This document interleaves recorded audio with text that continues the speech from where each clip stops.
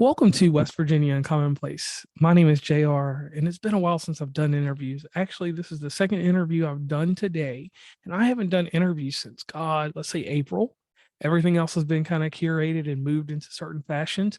And that's been because of one thing. I have to be careful how and when I spend money inside podcasting. And that is going to tie a little bit into who we're talking to today. She has an amazing book that we will talk about in a minute. I am going to introduce her, and I will not chop up her last name. Her name is Kaylee Boisvert. Boisvert.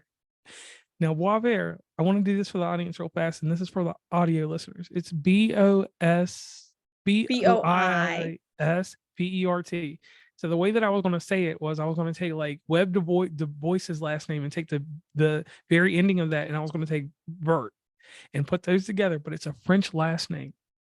So Kaylee, real fast, the greatest question that is asked on the show is the question that is the most nostalgic.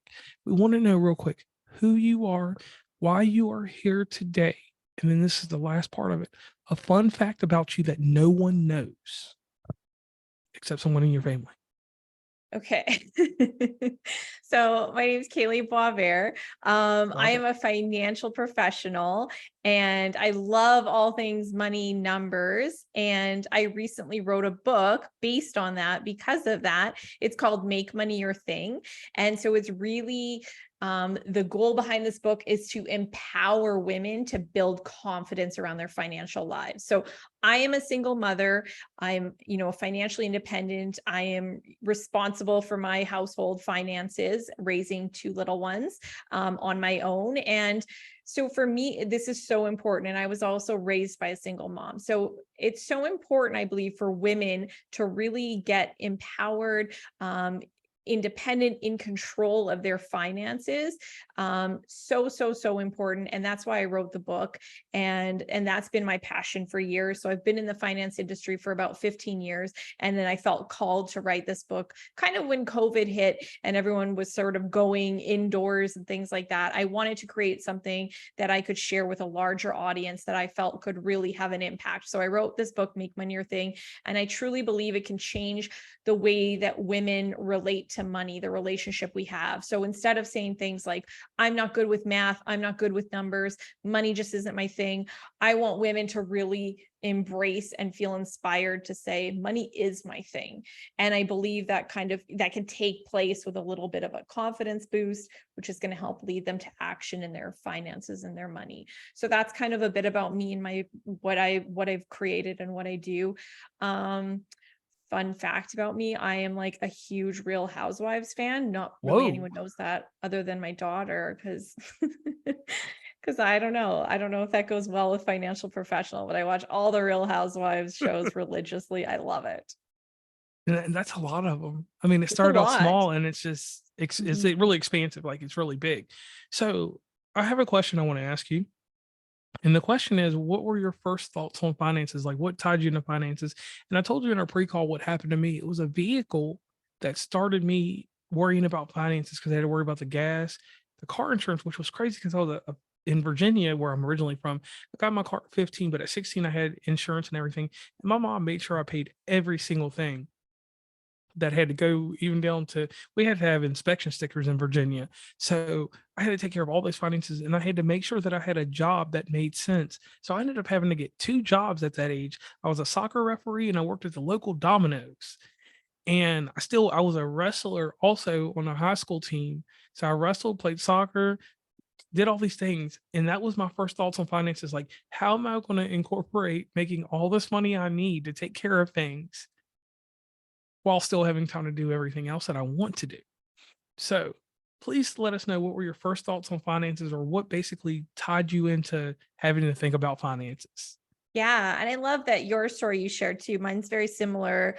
in the sense of like, I was 15 and working 2 jobs because I wanted to buy the car. So I was working at like Dairy Queen and Subway double shifts over that summer. But even before that, it was earlier for me. So again, I was raised by a single mom. We didn't have a lot. So when I would ask for the things, right? Because your friends sometimes have these things, or you see them on the commercials and you want them so badly. And for me, it was a Super Nintendo. My best friend had a Super Nintendo. I wanted one so badly because I didn't want to have to wait to go over to her house to play Super Mario World and all those fun things, right? I wanted to be able to just play it whenever I wanted. So I was asking my mom for a Super Nintendo over and over and over again. I think I was like 8 or 9 at the time.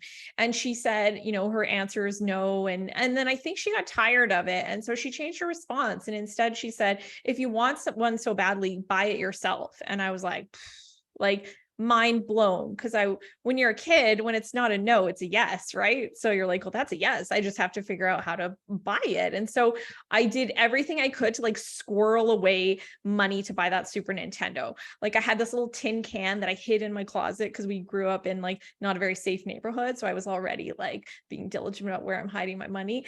And I would go with my sister on her babysitting jobs and ask her to like split some of the money with me, just anything. It took me probably almost a year, over a year, I think, to save up the money. But then I remember like walking into the store, it was Future Shop at the time, and like buying my own Super Nintendo. And it was like the most amazing feeling because it just felt like it was like this, I did it. And then when you do that, you kind of are on this high of like, I can do anything. And so that was like the beginning of finances for me. And I thought that showed so well that like, the idea of like the cycle of poverty and things like that doesn't have to be the case. And I was finding out right then, that early on, that I could change my reality, that there's other things possible. And again, you do one thing and it's like a stepping stone to more, more, more. And that was like I said, so then 15, I saved up, I bought my own car. I had a car before all my friends had cars, and a lot of them were given cars by their parents, and I bought it all with my own money. So it was just that Super Nintendo was like the first, like you say. And I think we remember those first money experiences, and they can be very pivotal on our journeys, depending if they're, good or bad, positive and negative. That could also have an impact. So that was what it was for me. It was this really empowering, I can do anything. And I think I wanted to now like share that with more people, knowing that that was my beginnings. And that's amazing because like you just like that, my heart, I'm a video gamer. I don't have my original Super Nintendo. I bought that little small NES classic. And like you said, like I've gotten, so just this doesn't even tie into this, but I just want to put this out there. I bought the NES classic. I bought another one to put in a case just to keep. I remember that system, and I don't remember, it was somewhere between 91 and 96 that I wanted that system. I remember like exactly what you went through. And I didn't buy that one, but I had to buy the Nintendo 64. So I know the struggle. And my God, I just want to say this to you. I looked at the index of prices of games. What you paid for the games back then are more than what we actually pay for games now.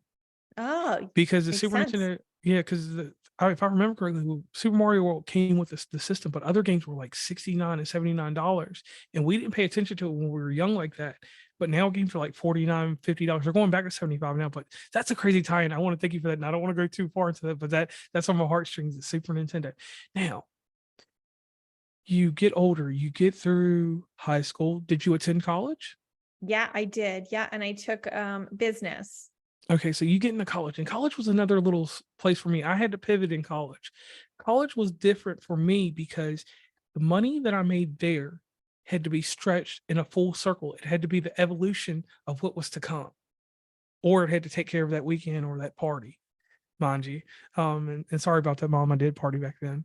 And for you, what was a pivotal moment? Like what changed your mindset from the 15-year-old Kaylee to the 18 or 19-year-old Kaylee? Yeah, you're right. That is another big one too when you're doing on your own. So for me, I knew that my mom couldn't help me pay for my education at all, again, being in her financial situation. So she did let me live at home for free when I went. So I just had to save up for all my classes and courses. And you're right, you have to plan ahead because you're thinking, for me, it was like paying my tuition and then the other stuff, like you're saying, the fun stuff that you want to do as well with your friends and whatnot. So I, again, worked 2 jobs. So I was working at Pizza Hut and IKEA and managing to go to school and like I'm also a little bit of a perfectionist, so get like my straight A's, and I Ooh, managed to do it. So I mean, I hope this is for, people hearing this, knowing that the idea of going through college and, we're going through this time where we're hearing that student loans are at this all-time high, and it's a big like pull on people later on financially. So just keep in mind that there's possibilities that you can save up and do some of this yourself, and it does make a big difference. So that was my experience.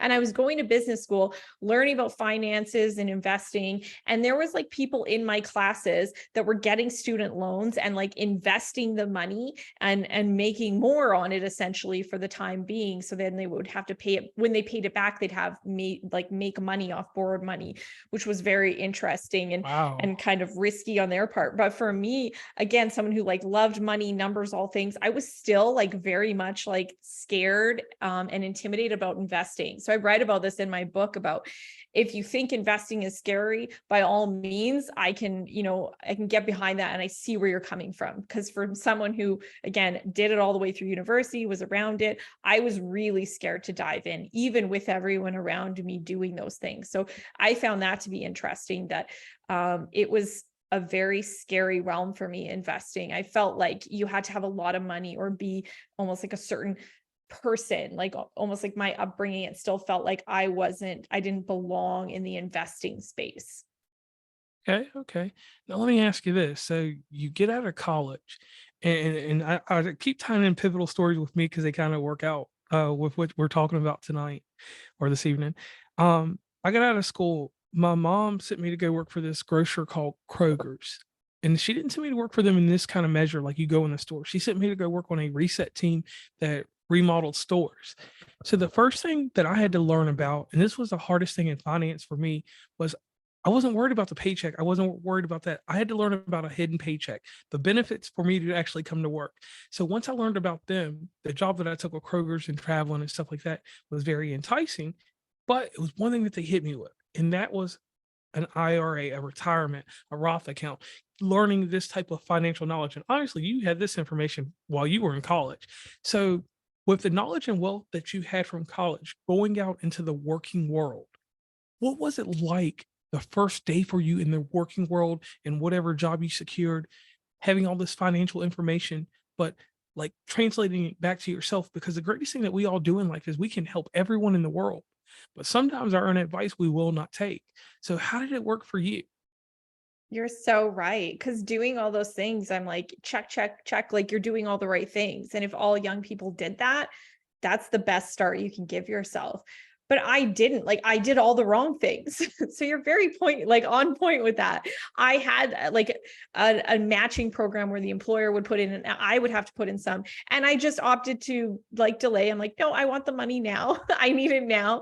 Like, so I did all those things knowing and getting this financial education. It took me years to maneuver, shift, and get those things right and get those things in place. Probably like a delay of 5 years or so, where if I do the math on it, and I do it in my book for the readers, where it's like if it compounded and grew, I think it equated to like $500,000 I potentially missed out on because of that late start. And it's just like, so I think that even more so goes to why I do what I do, why I want to have these conversations with young people, because anyone I'm talking to, when I'm talking about these conversations with finances, their biggest regret, and the thing they're saying time and time again, is I wish I started sooner. I wish I started investing sooner. I wish I got that early start, took advantage of those programs like you're identifying. So if anyone, young people listening to those are the best things you can be doing. If you're feeling like, out, like I'm overwhelmed, I'm not sure what I should do, I'm just getting started, just doing those things are the things that you need to be doing. Just those things can make a massive difference. Okay. So we'll move a little bit further in some age progression. When did you become a money boss? Because a money boss is something that's coined from you. You're a money boss. So I want to know, when did you become a money boss? Yeah, great question. So probably like later in my 20s. I finally like clicked Okay. and I'm like, I need to do this for myself. You're right. I was doing it for other people. I was in the finance industry, working with people in their finances and doing all the things and not doing it for myself. So my late 20s, and then a really big wake up call was when I had my daughter at 29. I had my daughter. I was on mat leave, and that was the moment where I finally, got up the courage to say, I'm going to be like doing what I feel like I'm meant to be doing. And that was working really like leaning into supporting women, helping women with their finances. Because again, I myself had been really scared and intimidated, felt like I didn't belong.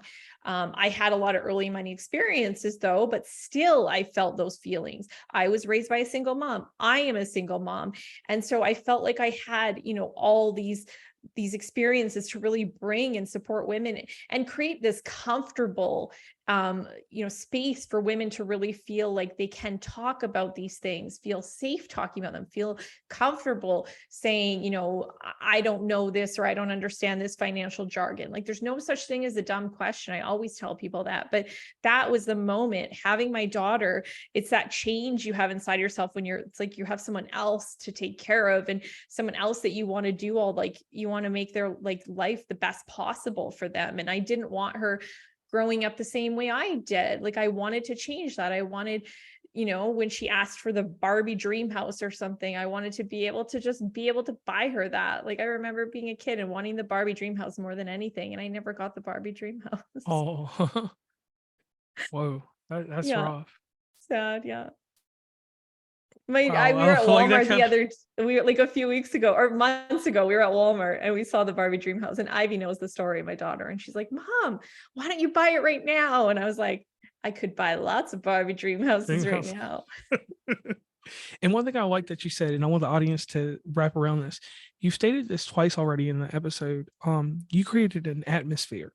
You created an atmosphere so that women can feel empowered and embrace their lack of skill to getting the skill with your book and with your help.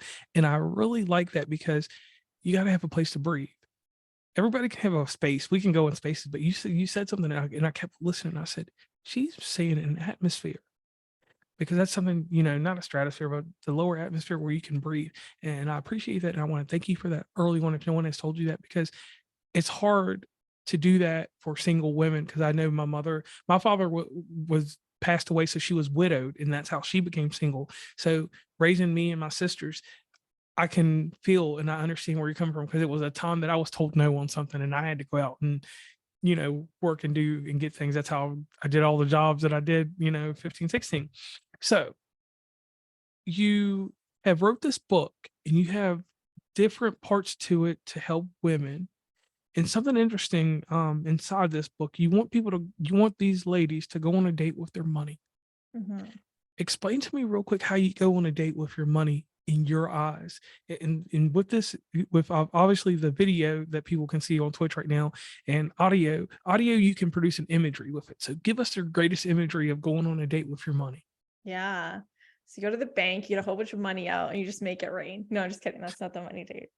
But that's fun too. But okay, so a money date is spending dedicated time with your money. So we work so hard earning our money. You spend hours and hours every week, month, year, but how much time are you really giving back to your money? And I think that's one of the biggest sort of mishaps, the piece that's missing for so many people is they just don't spend dedicated time on their money, with their money. And so that's a money date. Like I picture it as like a date where you specifically put it in your calendar, you set the date, you're not going to stand up your money. Like you have this standing obligation, just like a date. I would hope you're going to show up and you're going to spend that dedicated time. So it's like, turn off the distractions and things like that and really focus in on your money. And it could be, and make it fun too, like get some wine or give yourself a treat to make it a fun experience as well. And it can look different. Like I give some ideas for different like money dates in the book, and I find some funny ways to describe it. But just thinking like one date could be, if you're someone who says the words like, I have no idea where all my money goes. That's a common phrase people say. So let's say you have that money date scheduled next Tuesday at 7 p.m. You're going to spend 30 minutes just going through past transactions and breaking down, okay, how much am I spending? Where, where is it going? Where's the biggest category that I'm spending?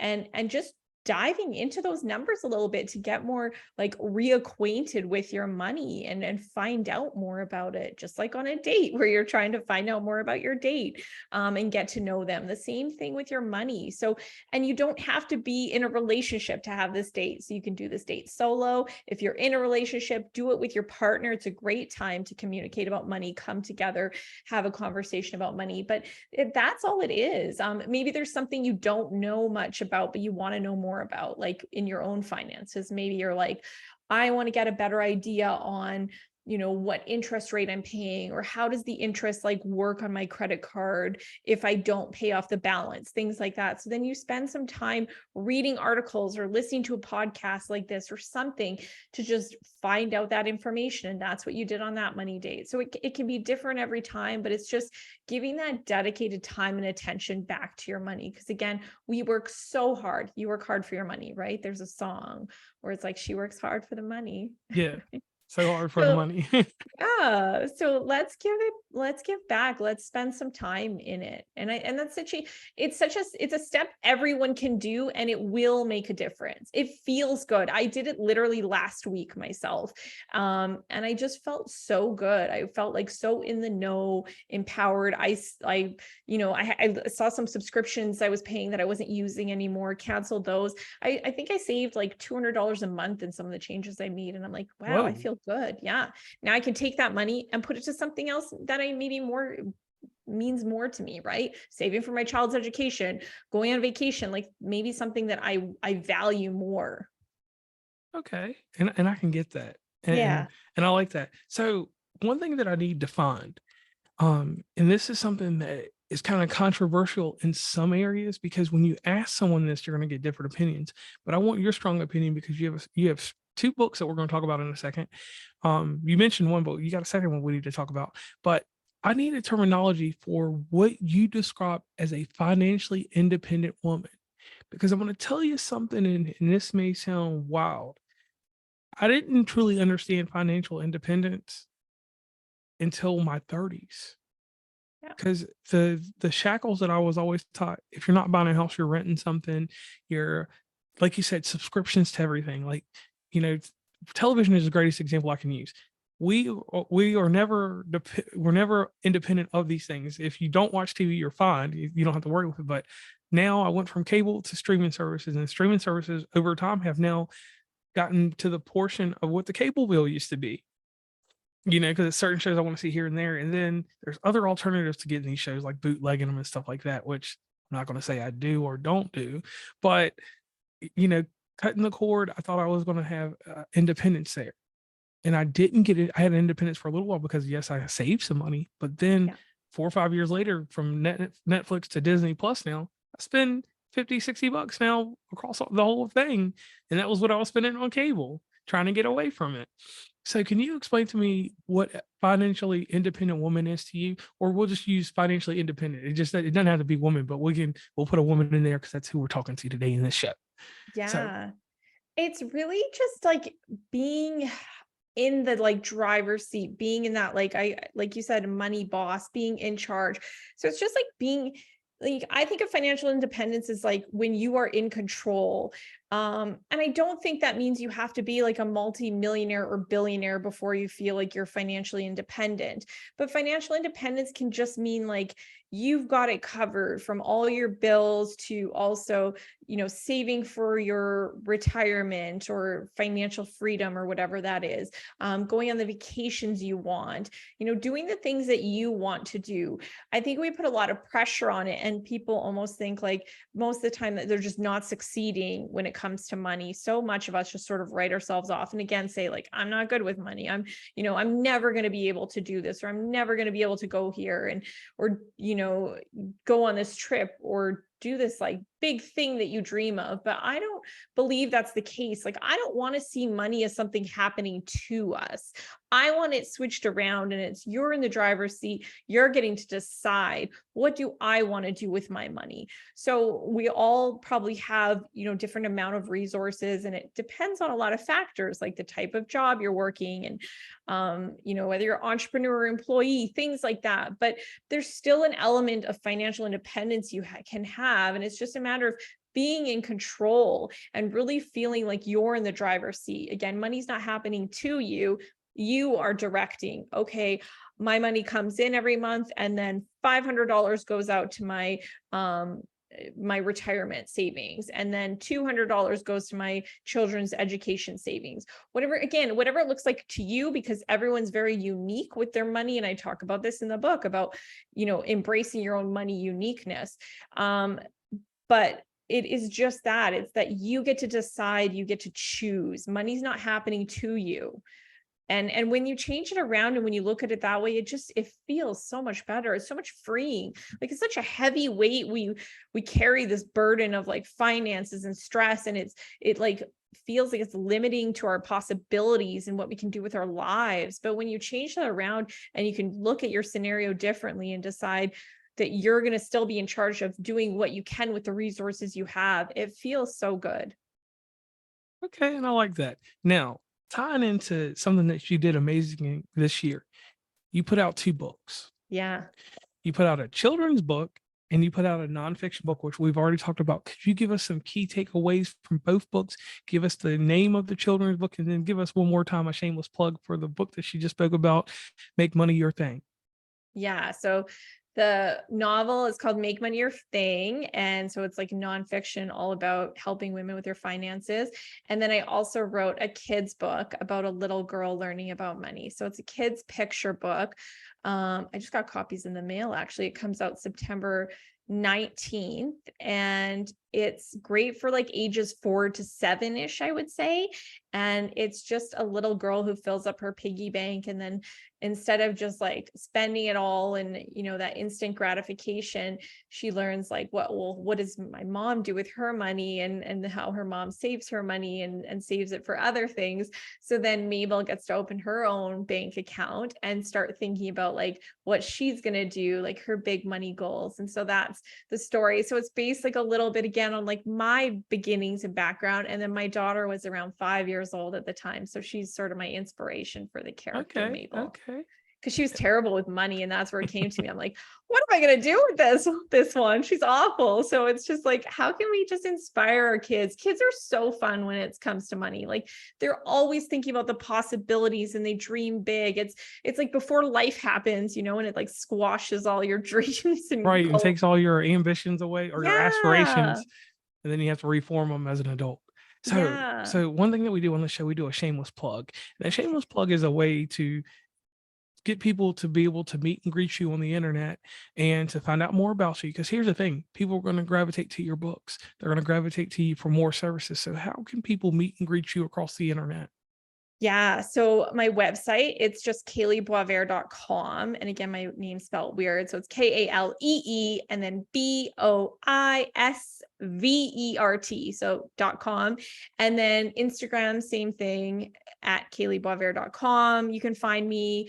So those are probably the 2 best places to see some of what's going on. And I love hearing from you. So reach out to me if you do have any questions, money related, any money wins you want to share, any ideas. I love hearing it. Okay. Now we turn over to a portion of the show that I do. This is the nostalgic part. This is basically sometimes what I feel like the show's built off of. As a kid, I used to be Friday night, and I would be watching TGI Friday. Back then it was Family Matters. There was Patrick Duffy's amazing Step by Step. Boy Meets World came on in between there, and I don't remember what the other show was. It was some show with some guy named Belky on it. I forgot the name of that show, but anyway, everybody remembers that time, but everybody remembers at 10 o'clock. It was a hard time. Some people had to go to sleep, but I was one of the lucky ones. I didn't have to go to sleep. So there was an amazing news magazine, and it's still on today. God rest the soul of one of the reporters that was on there. John Stossel was on there, and he was a comedic relief. He told you funny jokes on this show. Diane Sawyer was probably one of the greatest interviewers of my life.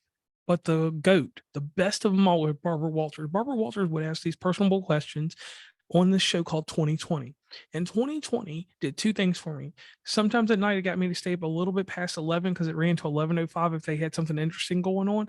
And sometimes it ended at 11 o'clock. But what it did to my Saturday morning as I was 8 and 9, it made me question things and think more about things because I was still watching cartoons, but I'd be like, she covered this, he covered that, whatever. But it made me become more personable and start asking better questions. And that's what made me a better podcaster, because I would go back and watch older episodes, anything from 99 and back. And it was a different interview style. We didn't have so much of this. Media now is different because the information is everywhere. You can get it quick.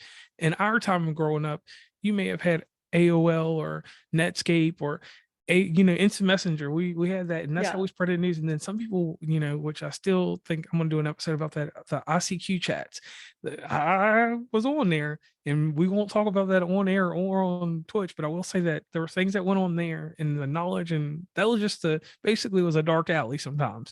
So you had to be careful there. But getting back over to 2020, Kaylee, it's time for me to ask you some 2020 questions. These are very personable questions. These are questions that are outside the box. These are questions that will motivate people to move and groove with you through all your endeavors for the rest of your life. So are you ready? I hope so. Is it fast? Like I have to answer fast? No, it's not fast. Okay. You'll take time, because the amazing thing about me is I'll put filler in there. And this is cool because we're live on Twitch. So I want to do this to one like this. And audience, please listen to this later on. I'm going to put filler in there so you can think about it. And then when you're ready to respond, I'll know how to just jump right out of it. So here we go. We talk about this one word. And this one word is success. Success is a hard idea that some people adhere to, agree to, or create their own terms. With success, do you adhere to a mantra or a saying? Have you created your own definition of success? Or do you not use success as a measuring tool? Because for me, I do not use success as a measuring tool. I created my own because I feel like success is waking up one day doing something and then the next day doing it just a little bit better. It doesn't have to have a measurement to it. It's just that there was enough evolution from what I did yesterday to today. So I told you a statement earlier that I said about my podcast 2 years ago. I probably wouldn't have had a guest like you on because I didn't have the caliber of show that I have now. And you were very humble and said what you said to me. But in my heart, because of those stepping stones and what some people would measure as getting to success, I have moved myself into an echelon that I'm comfortable with having any guest on my show. I don't care if you're a celebrity or whoever. I want to have people on that have things that make people think. Thought-provoking people. You are a thought-provoking person. So, once again, to help you out one more time, because I know I said a lot right there. Do you adhere to success? Do you adhere to the mantra of success, or do you have a success that you created on your own in your mind, or do you just not follow the whole idea of success? Yeah, I think the word you said that really rings true to me is, like you said, evolution. Like I think it's evolving for me because it's something different at different stages of my life. And if it was just like one thing, like 5 years ago, I had this vision of what I wanted to achieve. And I looked back on it and it was all the things I did, like create this business focused on women, write a book for kids, write a book for women. And I was like, check. Like I did it all. So if that was my measure of success, I'm done. And then I'm like, what do I do now? So I think it's this evolution and you kind of pick it up as things happen and what comes of it. So then the writing happens and now it's like, now what? Like, do I write another book? Or what is my next audience then? Or, how do I present this information that I like so love and passionate and am passionate about to people? So I think it's just like, it's an evolution. It's kind of like you said, like raising the bar because you achieve this and you look back and you forget to. I think we need to remind ourselves to look back on the accomplishments and the things we have done, because oftentimes it's like, okay, on to the next thing. And even with my book, my publicist is saying that he's like, you're doing really good. And I'm like, well, I want to do this, and this, or I want, it's the whole, I want more. It reminds me of like Ariel in the movie. Okay. I think it's evolving, but I think with that, we have to recognize our achievements, and we have to also give ourselves credit for the progress we have made, because we're really hard on ourselves. I think as well, I'm like kind of an overachiever, I think, in some ways. And so it's just on to the next, on to the next, on to the next. And you never get to like sit in that, like, wow, I did this. I wrote a book. That's amazing. And give it a moment before I'm like, now which book will I write? And da, da, da, da. So it's success. I think it's like, it keeps bringing more and more and more to you, but you have to also like be in it and really be in the moment and in your accomplishments. Okay, and I like that. Now, my next question is really harsh and hard. Okay. We have lessons learned, and lessons learned to me are failure. I embrace failure better than I do when I win at something, because when I have failure, it teaches me a lesson. Like, it goes, hey, you did this and this did not click, this did not resonate, this did not provide a growth in the direction you want it to go. It's a growth in the direction of learning and education, which I take humbly. But to me, failure is a lesson learned. So what is failure to you? Yeah, failure is just like I don't know. You're right. It's like a moment to pause, I think, and take a little bit more to think it through. That's how I see it, because the moments I failed, I usually like get back up and like go at it again, but like a different way. Right. So it's I'm like a lesson. It's an yes. education. Yeah, so I'm very determined. So it's like failure is something that kind of knocks you off course, and it serves as like an opportunity for you to just pause and think, like give it more time and thought, and then see what comes from, whatever it is, if you're ready to do it again, or maybe it's, I am not going to do that, but I'm going to do this instead. And this is why. So yeah, I think you're right. Great learning opportunity, lessons, so much to be learned from that. I talk about like money failures in my book, and I'm like, it's not a failure. Right. Let's call it a money lesson. Let's call it wisdom. So if we can more like dive into that and say like, that's good failure, because it means you're trying stuff that's new and uncomfortable. And that's what life's about. So true. Now, our final question, and this one is it's tough. This one's really tough to do because we've gone over the highs and lows already. And here's one that's hard in today's society, because me and you grew up in the greatest generation that you could ever grow up in. We've seen technology evolve around us. We've lost some of the human interaction aspect of things. So being able to write a book, being able to get on Twitter, get on these different places and meet people, it's different for you and I because we grew up on eye-to-eye contact, even telephone calls. No one wants to call anyone on a telephone anymore. So if there was something that you could take from our generation and bring into this generation and keep it here and instill it in every young person, be it technology or just something that's not around anymore, what would that thing be? For me, it would be this.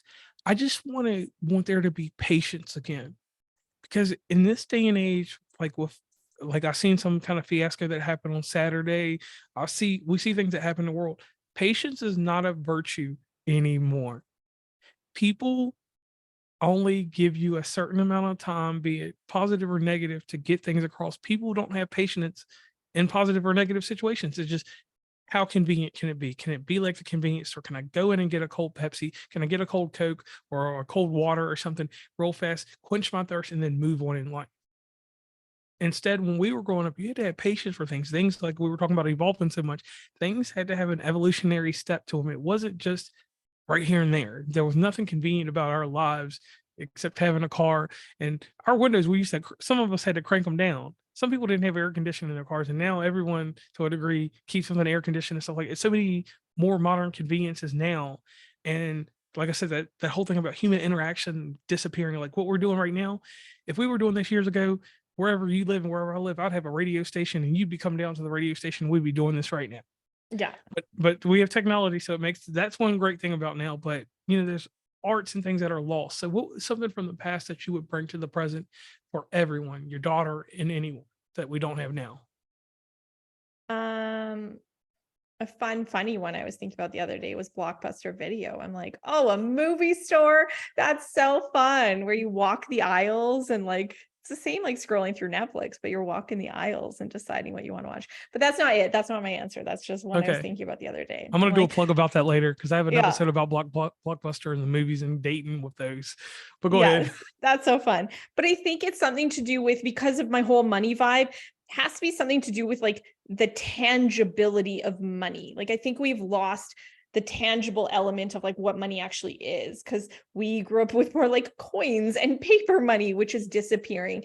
And there is an element of that is, because this is disappearing, it's this like instant gratification, like you say, and it's just tapping that children and young people don't even know really what money is or how much they have because of that. Like, when there's this tangible element, we can see when it runs out. We learned more about like saving up for something. Now it's just like, oh, like my daughter's like, well, I want a credit card, mom. Like, can I have one? When do I get to have one? And I'm like, a credit card is not your money. Like, it's just, you're using someone else's money. And it's really scary to think that they don't get that. And that people are going to potentially put themselves in some really difficult financial situations, because it's so easy to spend money now. And again, it's lost that tangibility to see like, I don't have any to spend. It's like, oh yeah, I still have room on the credit card. Like, just tap or put it online and there it is. And one thing that I'll say that I've noticed, and we talked about who I work for corporately, I've noticed that with us changing the over to not having human interaction with that, no one pays attention to the transaction fees that go along with everything. And if people would itemize and look at that stuff, like you talk about with what you do, and I hope that you give someone this kind of financial literacy, they would go back to paper money on a lot of things, because it's so many different hidden transactions, from the bank to the card to even the card issuer in some instances. Because sometimes you have a Visa card, but it's issued by a bank, and that bank has to pay surcharges to Visa, and people fail to realize that. And like I said, well, both of us growing up, financial literacy was different. When I was in 4th grade, I learned how to balance a checkbook. I learned what a CD was. I learned how to get a line of credit with a bank, an actual line of credit, not a credit card issued. Actually a credit card issued from a bank, not a debit card. I learned how to go and get money to buy a house and how to do it in a formatted way. And I'm talking about, this was 4th grade. Yeah. We've had home ec, and some people had it 4th through 6th grade. I learned how to sew. It was certain things, elements that the kids don't have today. So I want to thank you so much for that, Kaylee. So in wrapping everything up real quick, we have to do this one last amazing thing here. I need you to give a shout out to whoever and whomever has been in your life that has helped you evolve into the lady that I'm speaking to today. One person I know in particular is your mom. And I want to tell your mom, thank you for these 3 things. First, for being tough. If she wasn't tough, you wouldn't be who you are today. Second, for having fortitude, because she could have went and bought you that Super Nintendo at an adjusted time. She could have cut back something here or there and got it. But she gave you something else. The last thing, she gave you self-worth at that age. And you stated that numerous times in this episode. I don't know if you noticed that, but the self-worth is more than having confidence in yourself. It's more than like the bravado that people put out there. You showed in this interview, and you showed in life that, hey, I can go out here and do this with the principles that I've learned, and the simple idea of this. I can get out here and make money to go into any equation that I pursue. And in doing that, that has made you the financially independent woman you are, and the bright smile that you have today. For any of the video watchers right now on Twitch, and anybody else that sees something later on down the road. So I want to thank your mom for that. So let me pass it along to you so you can thank whoever else. I was going to say mom. So you've already thanked my mom? Darn. Okay, sorry. I was mom first. And then I think my daughter, Ivy, like I have learned so much from becoming a mom to her. Again, like just she's been my inspiration for so many of the projects. It's like this, I can do anything, and I want to be doing anything to show her what I can do, what I'm capable of. Like when my books came today, Money Wise Mabel, she grabbed one and was like, do I get a copy? And she was so excited and said that she told her best friend that she was going to get a copy, and she told her best friend's mom about my other book. I'm like, oh my gosh, my daughter is like, she's out here 9 promoting. years old and she's advertising for me. Promotion. You can't go She's wrong so there. sweet. She's like my biggest fan, my little sidekick. We go everywhere together. She's so fun.